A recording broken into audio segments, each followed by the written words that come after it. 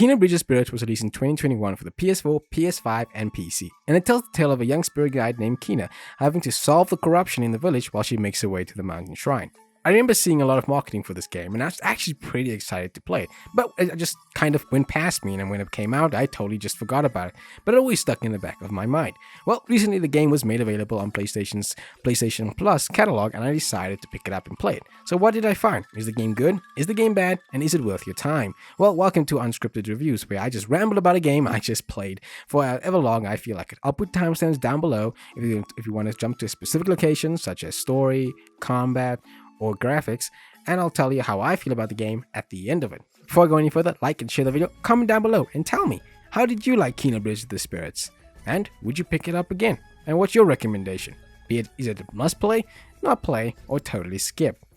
There's only one place I can start with when I talk about Kena Bridges of the Spirits. It has to be the graphics. I mean, this game just looks really good. I mean, the animation in the game would make you think this was made by like Pixar or something. If you would take all the cutscenes out and just like replace it and show everybody the cutscenes that has no idea this is a game, they may actually think that this was made by Disney or Pixar. That's how good it is. And what's really great is that they're even able to turn this into the game itself, the gameplay being really, really good as well. I really love, the different areas you get, each of them being very unique. A lot of the time when I saw this game coming out, not only was the animation great, but they always showed off this big foresty area, and that's very early in the game. There's also the gigantic field areas, the icy caverns, the dark caverns that you also can find, just the dark caves that you can find yourself in. All of these are really, really good. They're just each being different and unique, and you just kind of get lost in the world. I love the hub world of like the village, which is also covered by corruption. And corruption is this thing that basically kills the area around it, and it still is this dark, this brooding, like bland color that whenever you clear out the corruption, it just brings life back into the place where it took over. And that's like some of the best parts of the game. I just love it whenever I clear the corruption and you just saw greenery pop up, the grass coming back, the sky clearing. And that's not even talking about sometimes when the game does some really good stuff with its environment, such as rainy nights or stormy weather. That looks really, really good. Now, the game doesn't have a day and night cycle, even though it is an open world title, but when they do decide to play with the environment, it just takes your breath away. There's a lot of like, I'm going to take a photo of this and make it a screenshot because it's that damn beautiful and that good. Now, I was playing this on the base PS4, and sometimes the graphics didn't really hold up. Maybe it's just because it's on a PS4 that it just sometimes was like, that didn't really look so good. So I was always like, sometimes it has to load in the assets and it doesn't really look that good. But what is here is really, really great. I like Kena's design as well. A lot of the enemy designs I also really liked. What I liked is that, you can able to tell the enemies apart when you need to deal with them, especially in combat, which I'll get to a little bit later. But yeah, overall, I really did love this game's graphics. Fantastic. A fantastic time to play with. Now let's go into story. And this is where the game kind of has this mixed bag to me. So the story is about Kena. She's a spirit guide who helps spirits traverse who are like lost or have like unfinished business to cross over to the spirit world. Now she's making her way to this mountain shrine, and eventually she runs into somebody that stops her and learns that this village is filled with corruption. She must now help the village by helping 3 major spirits, and doing so will help clear the corruption in the area. And that's where the interesting part of the story really comes into. Whenever you enter a new area, you'll have a spirit that needs to be helped, and you'll have to take care of the spirit's needs, collect like 3 relics, and then let the spirits pass on. All of this is really, really good. You have like a brother who can't let go because he failed to protect his siblings, an inventor who ravaged the land to build something for love, and a village leader who wanted to protect his people but upset the natural balance of nature, causing a whole destruction. And all of these are really good and interesting stories.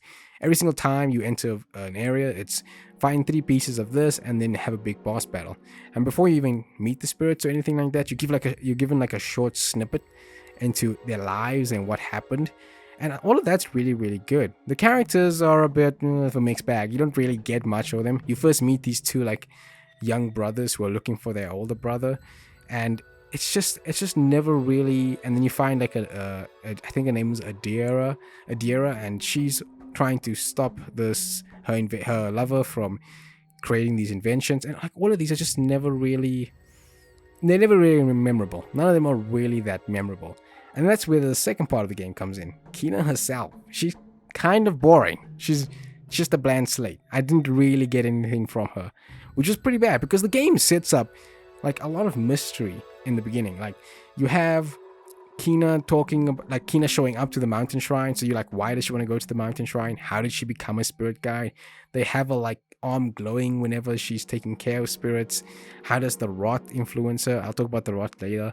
Yeah, and they just never do anything with her. You get small snippets in dialogue of what is her backstory or a little bit of her backstory, but they don't do anything with her until like the latter half of the game. Like it isn't until the latter half of the game where they finally delve into her backstory, and even then there's not a lot. I do think the ending works, I really do, but it just feels like it was a small story in this big world, and the world building isn't even that interesting. There's a lot you don't really get told, and I wish there would have been like some letters or some documents just to help fill the world out a lot more. The thing that you have, these small companions they're called the rot, they're always with you throughout your whole journey, and you never really know the connection or how they connected to it until like around the end of the game. But they really don't do much. They're there and they're cute, but again, they don't really do much for the story until like the end, which by that point you're like you could have done something way more with them, you know. And it seemed like they were going to have this big part in the story, but they don't really have a big part in the story. So that really didn't happen. And even the masks, they show all these different masks in the game, where these masks are kind of like the spirit masks, and they don't really do much throughout the game, except for the first mask you get, and even then you're not even going to use it that much.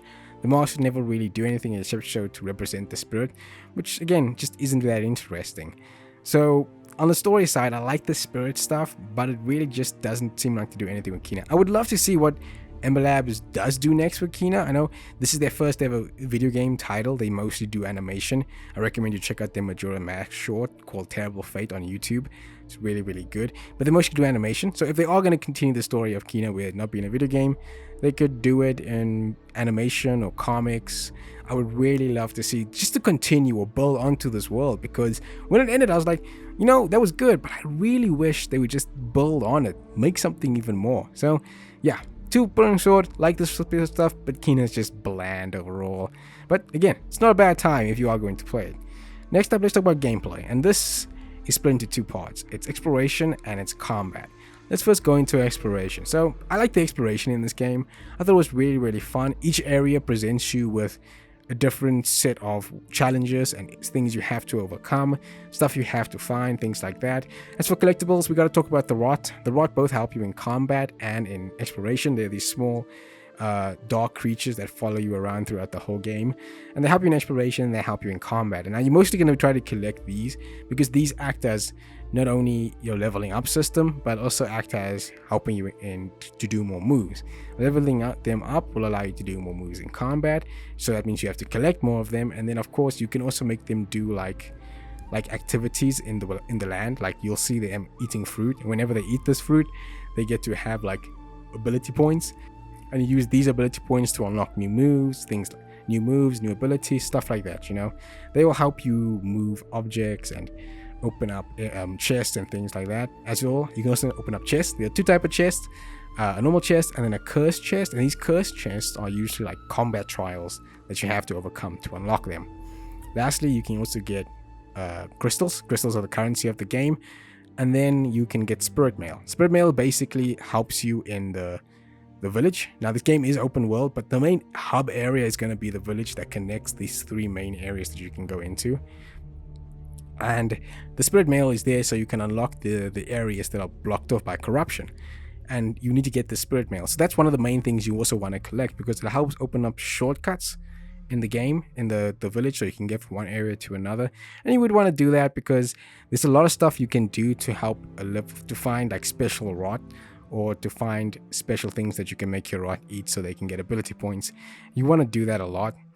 And then the chests, which you can find in the chest, can be charm stones, can be usually crystals or hats. And the hats is the main collectible in this game, and I didn't really care for them. They're mostly decorative. They're not mostly, they are decorative. Like they just decorative for your the rod. You can find them in chests, or you can buy them with the crystals. You can also buy alternative outfits for Kina, but you have to unlock them with doing the trials, and I'll talk about that much later. And the hats are just there to be decorative. You will see them wearing it. You can equip and equip. You can find masks as well. And I didn't really care for the hats. Collecting them, I opened up the chest thinking, oh, I'm gonna get something cool. It's just hats. Sometimes it would be like the rot. It would be a new rot in there, but most of the or charmstone. But most of the time, it's gonna be just hats, which was pretty underwhelming, because the hats don't do anything. So I felt that was pretty boring. But I do like the exploration. I like that you get a bow and arrow that allows you to act like a grappling hook to access further areas, a bomb that blows up and then it shoots these platforms into the air so you can jump onto them and get to newer areas.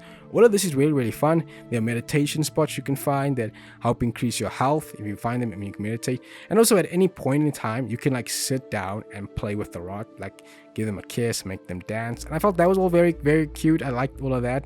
Lastly, these things called forest tiers. These are your main type of stuff because you'll see corruption like covering areas and covering places. So what happens is you activate this frost tier, the forest tier, and it brings out this collection of the rot, this big animal, and then you have to control it to clear that corrupted area. Or it can also help you in combat as well.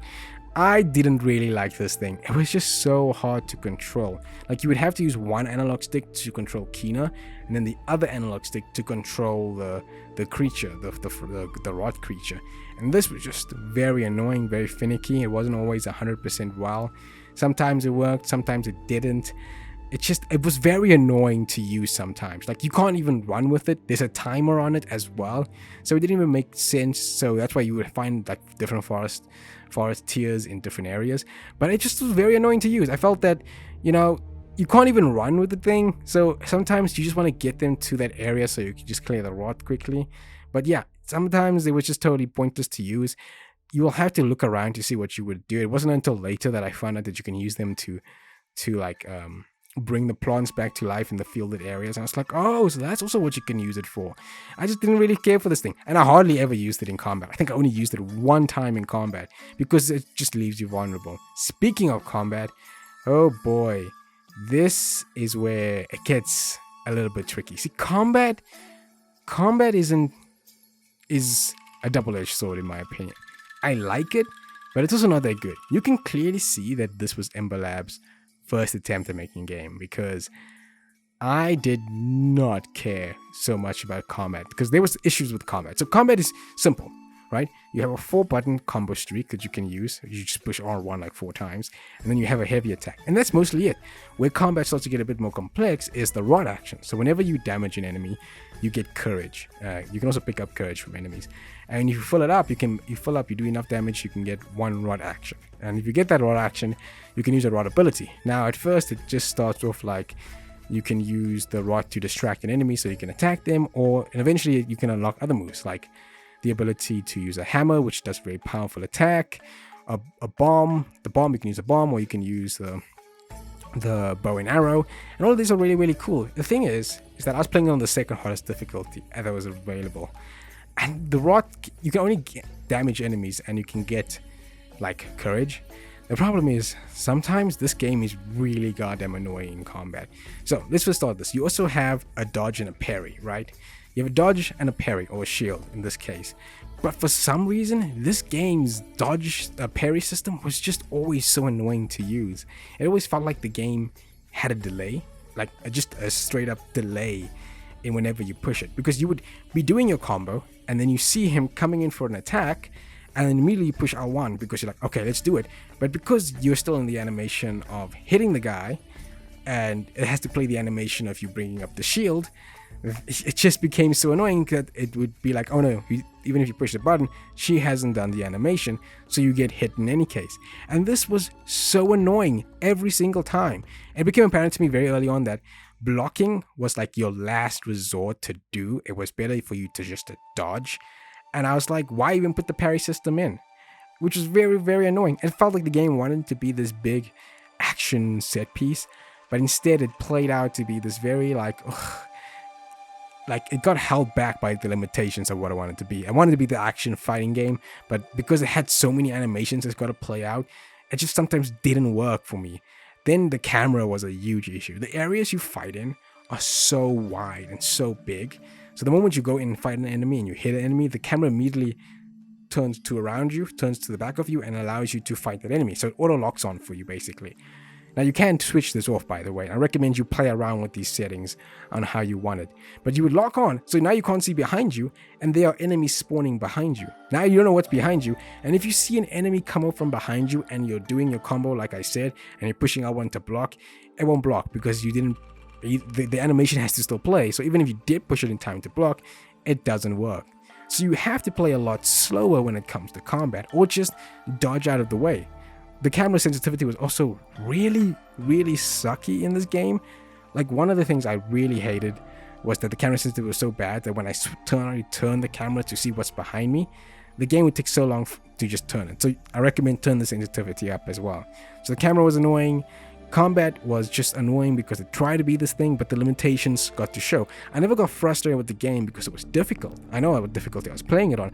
I got frustrated that the game's limitations really hurted from experimentation. And you can see this in the game's Charm Stones. Now, Charm Stones was added, I believe, much later in this game. And the Charm Stones basically give you buffs, give like special abilities to Kina. And they also give debuffs. Some of them give debuffs. And you only can attach one to Kina, which sucks. I would love if you could attach two, but you can only attach one. So it means if you find one that you really like, you're not going to use anything else because you're just going to stick to that one. Like, I found the one that where I parry and get health. That is the best one to use because you can't heal in the game. In the game, when you're in combat, you have usually rot flowers, they call it. These rot flowers basically allow you to heal, and you have to use one rot action for it. So you'll always be choosing what you're going to use your rot action for, to do high damage, to do healing and things like that. But you only have two flowers. If you suck and you get hit really, really bad from like the start, and then you play the rot flower and use all of them at the beginning of the fight, and there's like 5 waves, you're done. You're never gonna heal again. Again, I think it depends on the difficulty you play on, but it just shows that sometimes this game was just very annoying. What was also other annoying was the rot action sometimes just wouldn't pop. Like, I would have a full rot action available, and the game would be like, well, we can't really use it because we don't want you to use it. It did become really annoying. Combat did become a bit more interesting when you got the bow and arrow, because you could shoot enemies from a further distance. When you got the bomb much later on, and you could start to use the rot bomb and the rot arrow to destroy multiple enemies. But I have all this problem with the combat until the latter half of the game. Around the end part of the game, you're given a dash. And this dash makes combat so much better. So much better. So you push R1 for your shield, right? And then you push R1 to dodge. Pushing them together allows you to dash. And this dash will allow you to dodge attacks and also go right through enemies as well. And this was fantastic.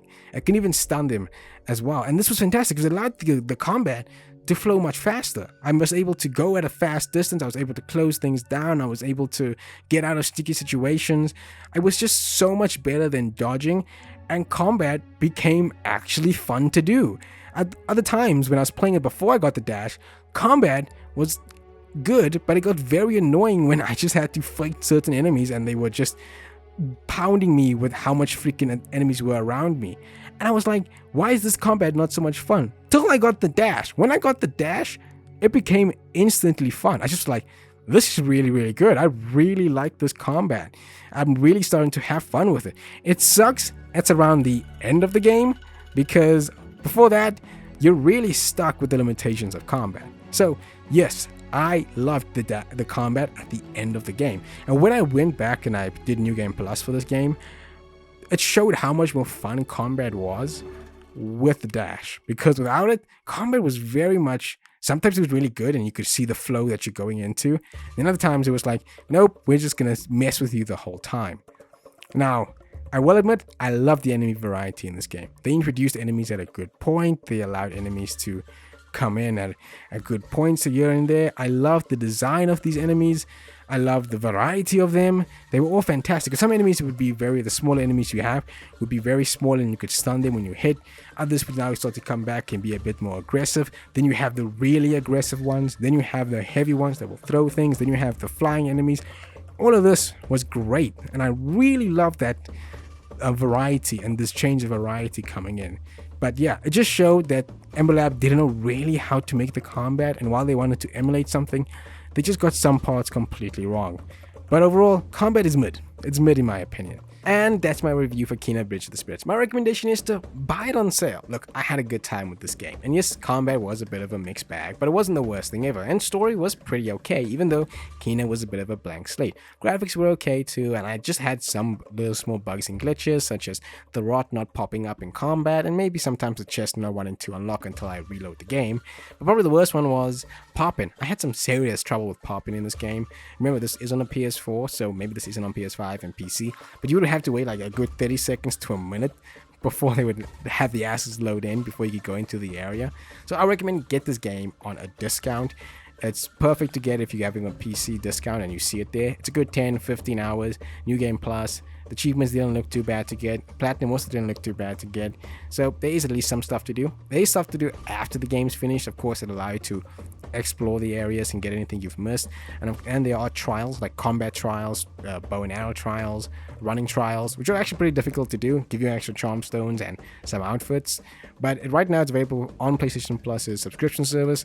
And you can get it there, and you can play on PS4 or PS5. They have both versions available. And yeah, that's my review. Good time with the game. I want to see Ember Labs do something more. So tell me down below, what did you like about Kena? What did you hate about Kena? And of course, like the video and subscribe. I will see you next time.